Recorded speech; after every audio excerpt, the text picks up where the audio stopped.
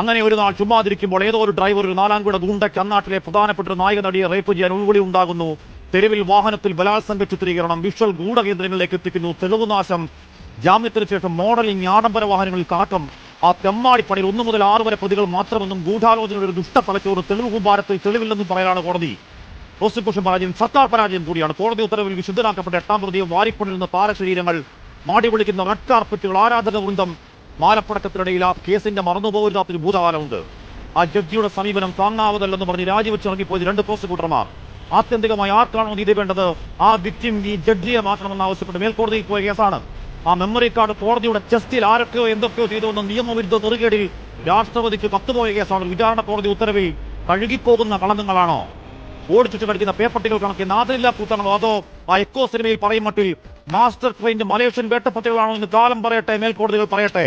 പ്രിയപ്പെട്ട സഹോദരി, 8 ആണ്ടുകൾ ഒരു ചെറിയ കാലയളവല്ല. വർഷങ്ങളിൽ നീതാന്റെ വേദനാവഴികൾ, കേട്ട അധിക്ഷേപങ്ങൾ, കരഞ്ഞു കരഞ്ഞു നാനാവിധമായി പോവാതെ ഒരു മുഴുവൻ കയറിൽ തൂങ്ങിയാടാതെ വല്ലാത്തൊരു ചങ്കുറപ്പിൽ ഉയർത്തൊരു നിൽപ്പുണ്ടല്ലോ, അത് മതി.